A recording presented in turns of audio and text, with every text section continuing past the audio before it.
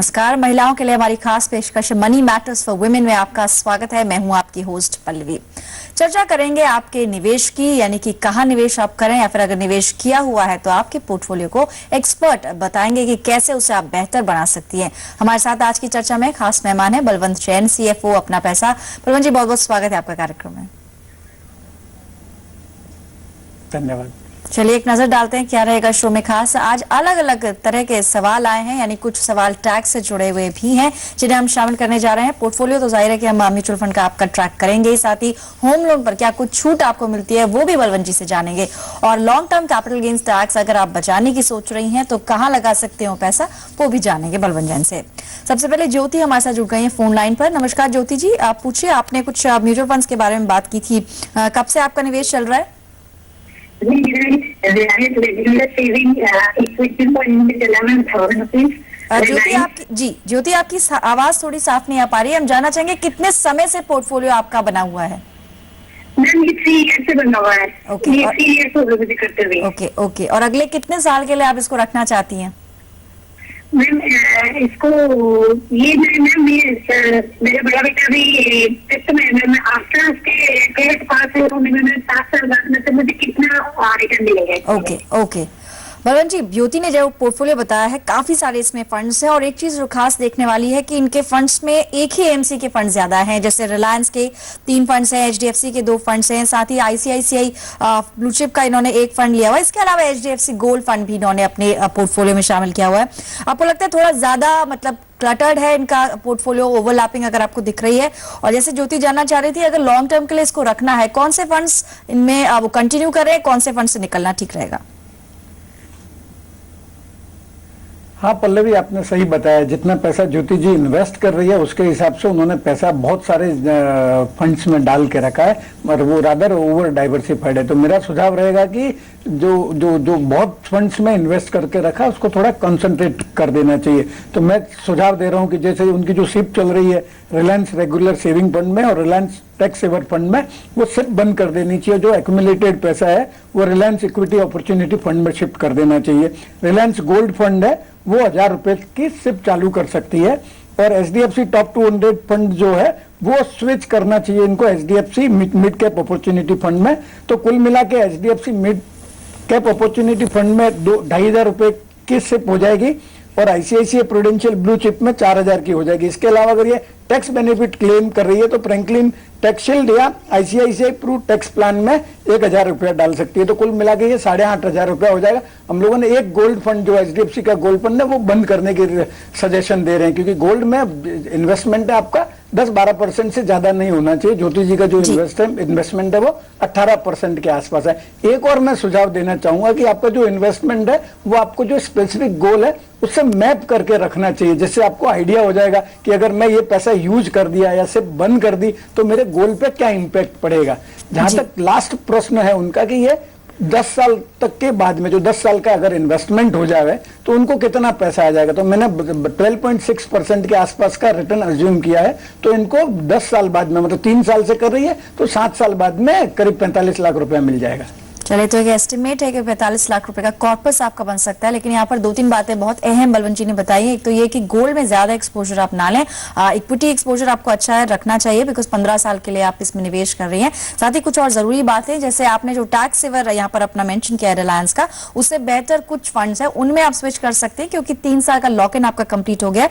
Franklin tax shield या फिर ICICI tax plan बेहतर फंड्स हो सकते हैं टैक्स सेविंग के लिहाज से। कुछ और भी फंड्स आपको बताए हैं, नया पोर्टफोलियो आपके सामने है, तो ज्योति आप अकॉर्डिंगली आगे बढ़ सकती हैं। और सबसे अहम बात जो बलवंत जी ने यहाँ पर बताई कि अपने गोल्स के अकॉर्डिंग आप अपना निवेश करें, ताकि आपको मालूम रहे कि आप ये पैसा क्यों लगा रही हैं और कितने समय के बाद आपको ये पैसा निकालना है।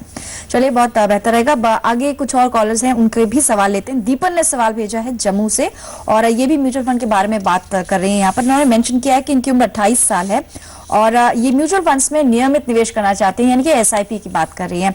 काफी फायदेमंद रहता है। वैसे बलवंत जी, आपने जैसे कुछ फंड्स पे भी बताए थे, दीपन के लिए अगर आपको कुछ सजेस्ट करना होगा तो कौन से फंड्स होंगे?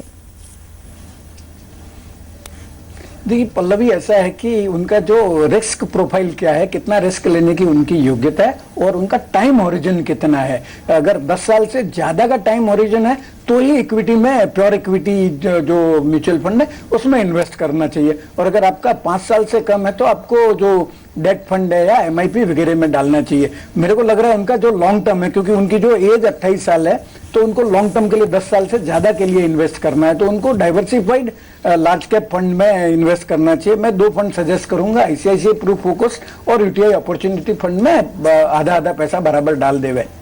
जी, ICICI ब्लू चिप का भी आप 5 साल का रिपोर्ट कार्ड देख सकते हैं। पिछले 5 साल के अंदर इसने करीब 26% का एनुअलाइज बेसिस पे रिटर्न दिया है। साथ ही UTI अपॉर्चुनिटीज एक और फंड है, उसका भी अगर रिटर्न देखें पिछले 1 साल में करीब 12% और पिछले 5 साल में सालाना आधार पर करीब 25% का रिटर्न आपको देखने को मिला है। और एक्सपर्ट की तरफ से राय यही है कि आप पहले अपना जोखिम देखें कि कितना जोखिम आप ले सकते हैं, उसके अकॉर्डिंगली आपको फंड चूज करने होंगे। और होराइजन यानी कि आपकी अवधि भी बहुत इंपॉर्टेंट रहेगी कि आप कितने समय के लिए निवेश करना चाह रही हैं। अगली दर्शक गायत्री है, आसनसोल से हमारे साथ जुड़ गई हैं। नमस्कार गायत्री जी, पूछिए, आपने कुछ म्यूचुअल फंड्स के बारे में जिक्र किया था, फिलहाल आप किस में निवेश कर रही हैं? मुझे पूछना है कि मतलब बच्चों के लिए मुझे लेना है एक प्लान। मेरी एक लड़की है, वो 3 में पढ़ रही है और एक लड़का है वो 1 में पढ़ रहा है। ओके, आपने कुछ पॉलिसीज भी बताई थी मैम, आपने लिखा था LIC की कोई पॉलिसी है, बजाज लाइफ की पॉलिसीज है। इंश्योरेंस के अलावा क्या कोई म्यूचुअल फंड में आप करती हैं फिलहाल निवेश?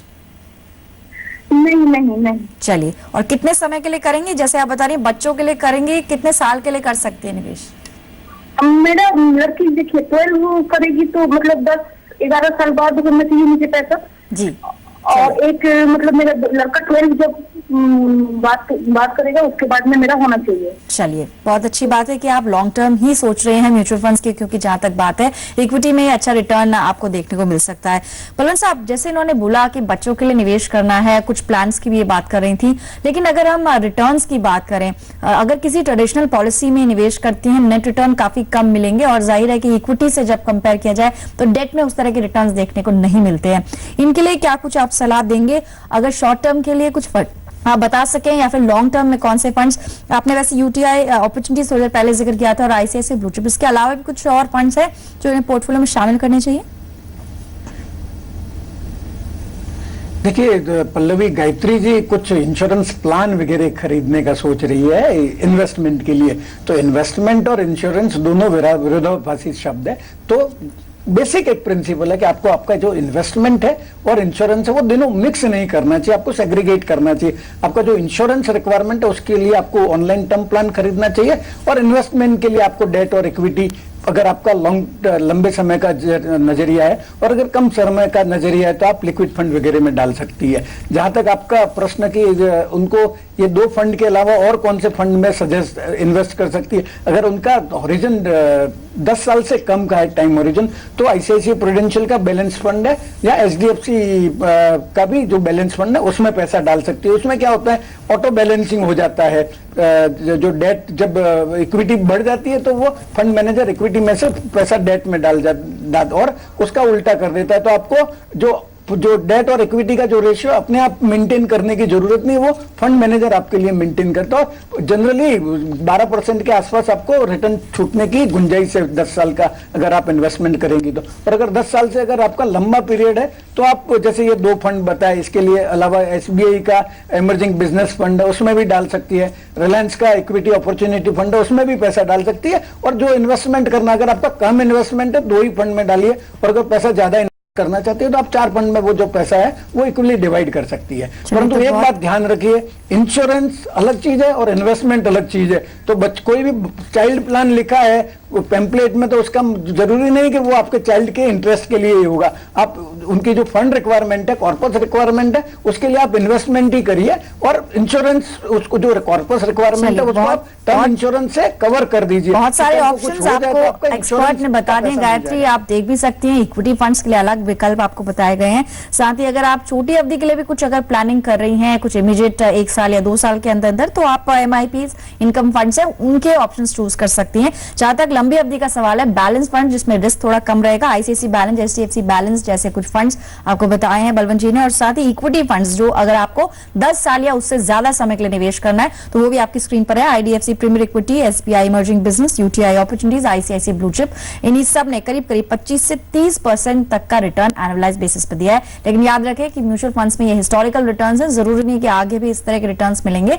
थोड़ा अगर आप जोखिम ले सकते हैं तो ही आपको आगे बढ़ना होगा। इंश्योरेंस की जहां तक बात है तो आप इन्वेस्टमेंट के पर्पज से इंश्योरेंस पॉलिसी नहीं खरीदे, ये एक्सपर्ट की राय है। फिलहाल एक ब्रेक के लिए रुक रहे हैं, लेकिन अपने दर्शकों को बता दें कैसे अपने सवाल आप भेज सकती हैं। बहुत आसान तरीका है, अपने मोबाइल से भी आप एसएमएस कर सकती हैं। श्री हमारा कोड है, श्री लिखकर अपना नाम अपने सवाल के साथ 57575 पर भेजना होगा। ईमेल आईडी भी नोट कर सकती हैं, shri@zenetwork.com पर आपको अपने सवाल भेजने होंगे। याद रहे, मेल से सवाल भेज रही हैं, फोन नंबर जरूर उसमें मेंशन करिएगा। सवाल का जवाब फोन के जरिए ही मिलेगा आपको शो के दौरान, मेल के जरिए नहीं मिलेगा। जल्द लौटते हैं कुछ और सवालों के साथ।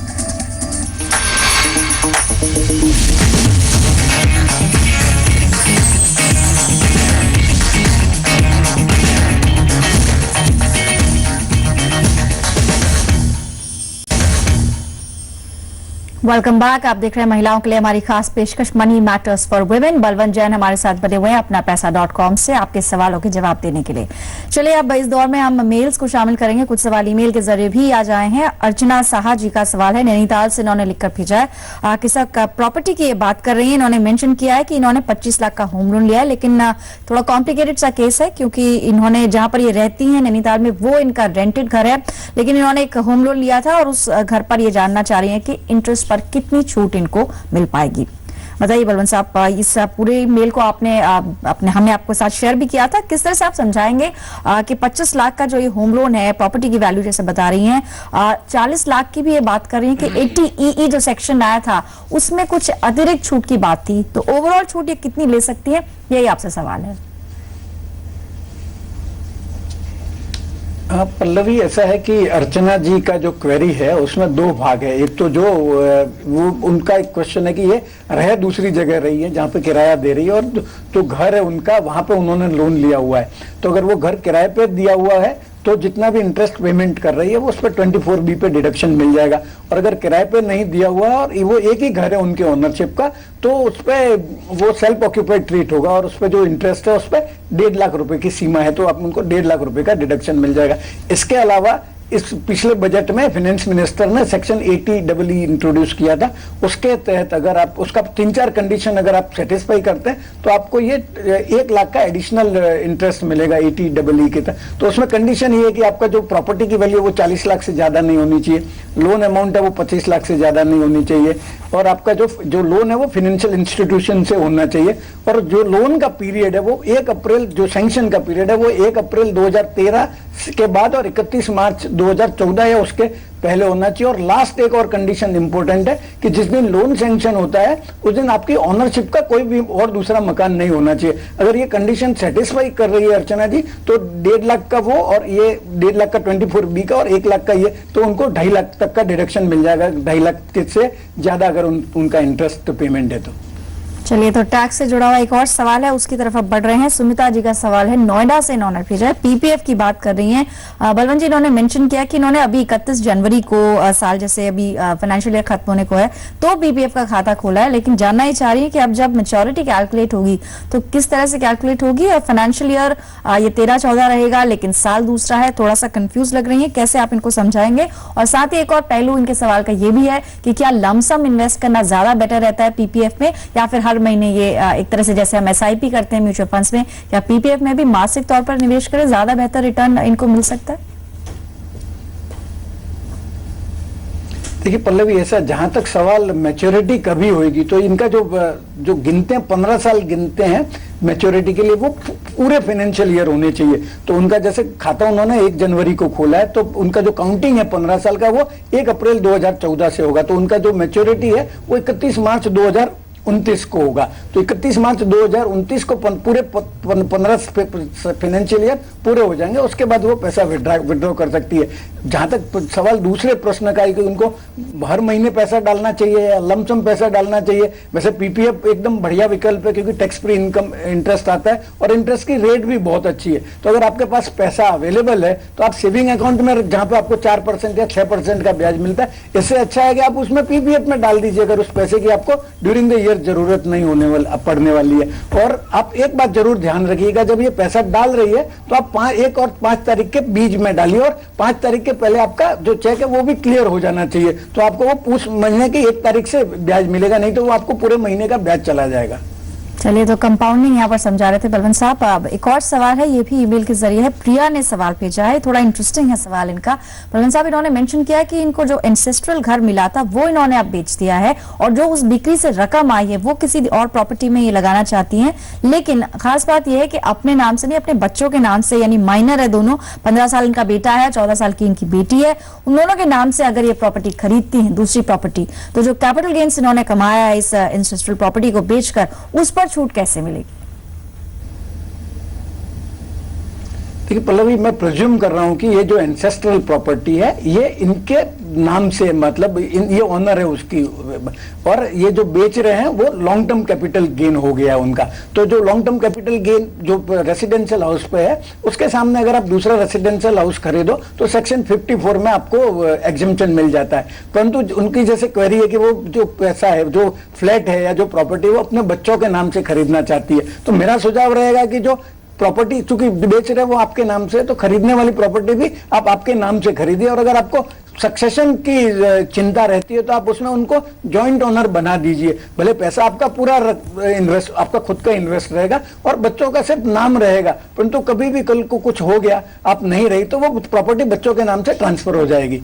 परंतु मेरा सुझाव है, वैसे इनकम टैक्स के 2-3 ट्रिब्यूनल ने डिसीजन भी दिया है कि जहां तक पैसा आपने इन्वेस्ट किया, भले आपके कोई डिपेंडेंट के नाम से इन्वेस्ट किया तो भी आपको डिडक्शन मिल जाएगा, परंतु वो लिटिगेशन वाला मामला है। और मैंने जैसे बताया कि आप बच्चों का नाम अगर प्रॉपर्टी में जोड़ देती है तो आपका पर्पज भी सर्व हो जाएगा। तो जो सीधा रास्ता है वो चुनिएगा। चलिए, तो बहुत बेहतर बात यहाँ पर बताई है हमारे एक्सपर्ट ने कि अगर आपको प्रॉपर्टी लेनी है, बच्चे के नाम से भी करनी है, तो उनको आप को ओनर बना सकती हैं, उससे आप टैक्स छूट का फायदा भी ले सकती हैं और साथ ही आपका जो निवेश है वो भी आप कर पाएंगी। आखिरी सवाल शामिल कर रही हूँ, ये रूपा जी का सवाल है, भरूच से इन्होंने भेजा है, टैक्स पर ही ये जानना चाह रही है।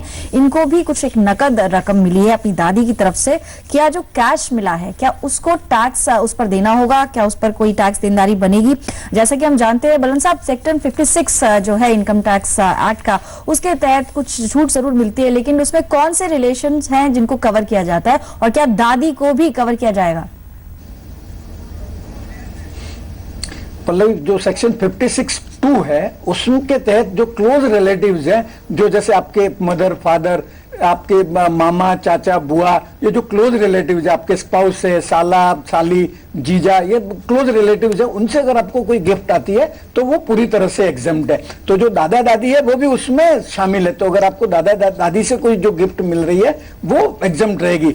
जहां तक मैं समझ रहा हूं कि ये चाह रही है कि दादी उनको कैश में गिफ्ट दे। अगर गिफ्ट की अमाउंट बहुत ज्यादा है तो मेरा सुझाव रहेगा कि जो ट्रांजेक्शन है वो आपको बैंक के जरिए रूट करना चाहिए। नहीं तो कभी आपका, वैसे कोई रेस्ट्रिक्शन नहीं है कि आप कोई पर्टिकुलर अमाउंट तक ही कैश में गिफ्ट एक्सेप्ट कर सकते हैं, परंतु अगर आपका केस सिलेक्ट होता है डिटेल स्क्रूटिनी के लिए तो आपको आपकी दादी को जो ये इतना पैसा है वो कहां से आया वो एक्सप्लेन करना पड़ेगा। वो तो वैसे भी बैंकिंग रूट से भी करेंगे तो वो आपको एक्सप्लेन करना पड़ेगा, पर अगर आप कैश में गिफ्ट बताते हैं तो वो अपने आप में डाउट क्रिएट करता है।